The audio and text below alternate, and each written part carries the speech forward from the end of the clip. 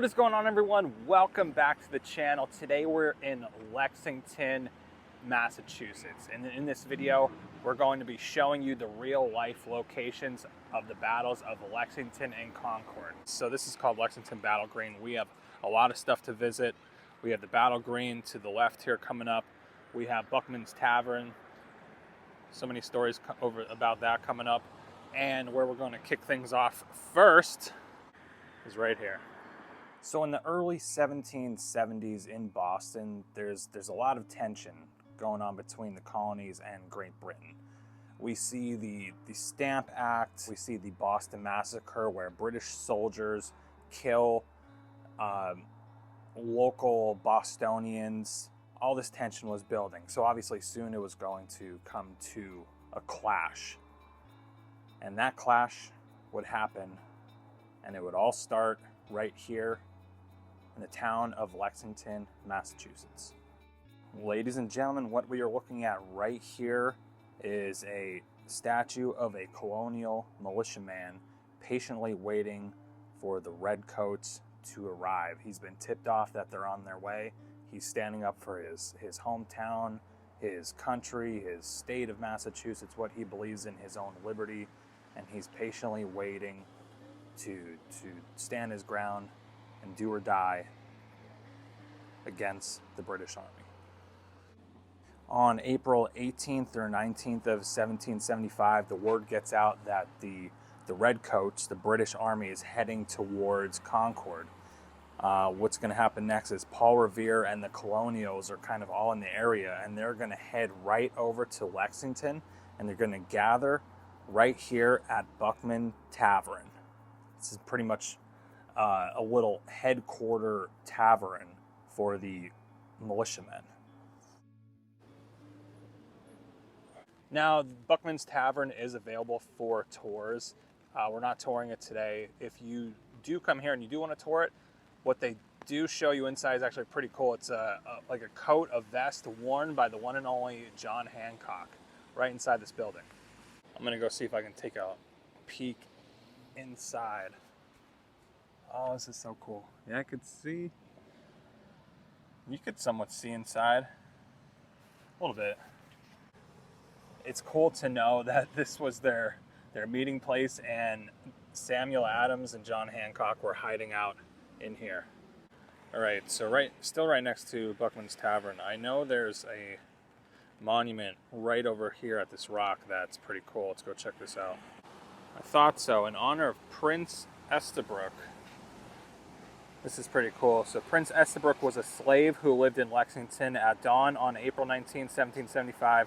He was one of the Lexington Minutemen, awaiting the arrival of the British regulars at the Buckman Tavern.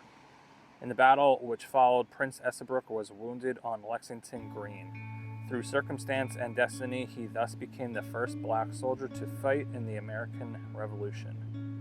And there he is right there, pictured in front of Buckman's Tavern. All right, my friends, we are next going to check out the actual Battle Green. And it's pretty cool. Right in front of the green, they have all these signs here talking about the grounds, obviously the birthplace of American liberty, and a little map of how you can explore the green. You are standing where the American Revolution all began. The Lexington Green was the site of a skirmish between colonial and British forces on the morning of April 19, 1775. Even though the battle only lasted a few minutes, this right here took place literally right in front of us. Now, from what I understand, there used to be a very small shed-like building right here, and they kind of have the structure laid out in front of us, but this was the site of the first 3 meeting houses in Lexington. Man, this is like a mini bucket list item for me. I've always been a fan of the Revolution, kind of. I don't know why. It's one of my favorite things to learn about in this life, and this is me checking off a bucket list, walking the battlefields right now of the first shots fired in the American Revolution. gosh, I love it. The date is April 19th, 1775, 5 a.m. in the morning. 70 militiamen square off right here against the most powerful military in the entire world. Now, there's so many great quotes in the time of the Revolution, but I have to say my favorite of all comes from the guy who the statue is made of, John Parker, who was the leader right here at Lexington. Quote unquote, "Stand your ground. Do not fire unless fired upon. But if they mean to have a war, let it begin here." Now, just about where I'm standing, John Parker would have ordered the militiamen, fall back, fall back. They would have started running like this. No one knows who pulled the trigger. Most likely it was the British. But somebody fired the first shot, right? Then all the British started firing. Then the militiamen started firing. And then we had our whole entire battle begin right here. All right, we're gonna check out this next spot here. I know what this is, and I've been waiting to see it, and I've purposely saved it for the last at the Lexington location. Right below us, the remains of those who fell in the Battle of Lexington. They were brought here from the old cemetery, April 20th in 1835, and are buried within the railing in the front of this monument. So, right here below, I'm presuming 6 feet below the ground, are the patriots who died right in front of us. That's really cool too. 1775 Patriot. I'm assuming there are 6 or 7 that are buried beneath us right here. Next to Buckman's Tavern, they do have a visitor center. So let's go take a look inside and see if they have anything cool. If they mean to have war, let it begin here. Oh my God, this is so cool. Really good depiction of the town. Buckman's Tavern would have been back there. Look at all the, okay, this is just gives you a really good example, right? So look at all the redcoats. And then you have the 70 militiamen. Looks like they had a reenactment here at one point. That's cool. Another reenactment photo at the battle green. These would have been the militiamen running. All right, friends, as you can see, we're getting pretty soaked here, but that's all right, it's all good. Now we're going to head, I don't know, about 15, 20 minutes west to the town of Concord, where our story continues next. So let's go.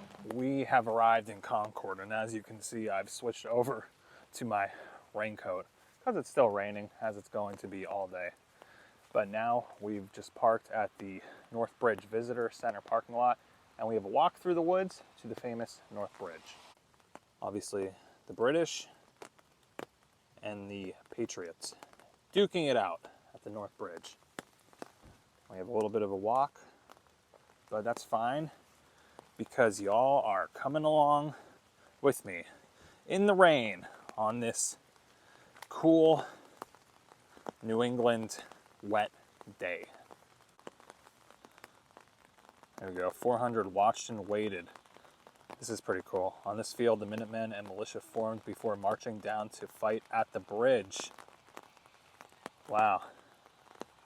Just give you an idea what they're talking about, what it looks like.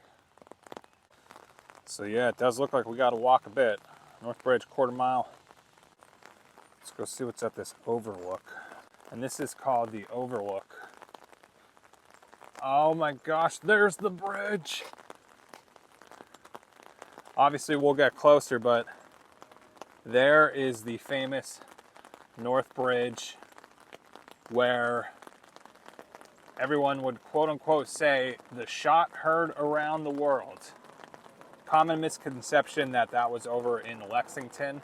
Yes, the first shot was at Lexington, but the shots at Concord, those were the shots heard around the world. Caution, rough trail. It was definitely a rough trail for the British, that's true. All right, so a couple hours later, approximately around 9 a.m. in the morning, the British have arrived in Concord. Even though we are soaking wet, we have made it to the famous North Bridge. Wow, this is such a beautiful statue. I just want to read this quote here. By the rude bridge that arched the flood, their flag to April's breeze unfurled. Here once the embattled farmer stood and fired the shot heard round the world. I love what this statue just symbolizes. So, as you can see, he's your typical everyday farmer with his plow right there. He even has his coat hanging over the plow there, but he has his gun ready and he is ready to defend his home and his liberty from the redcoats.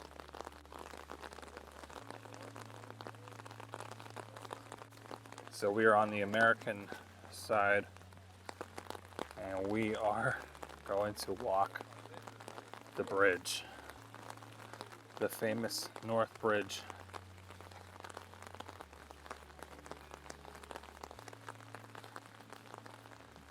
And y'all are here with me. That's the most important thing. Isn't this just amazing to know what happened right here on this bridge, and how many years later we're standing in the same spot where pretty much the first day of the American Revolution happened, right here. Man, it's so cool. All right, let's go check out the other side of the bridge, which should be the British side. Well, we've made it to the British side. I'm going to read this for you. Here on the 19th of April, 1775, was made the first forcible resistance to British aggression. On the opposite bank stood the American militia, and here stood the invading army. And on this spot, the first of the enemy fell in the war, of the revolution, which gave independence to these United States. Now, straight over here, this is something I've been waiting to see. The grave of the British soldiers. They came 3,000 miles and died to keep the past upon its throne unheard. Beyond the ocean tide, their English mother made her moan. April 19th, 1775. And I kid you not, literally over this way, somewhere in this general area under the ground, are the remains of dead British soldiers that lost their lives right over here in this area, the Battle of Concord.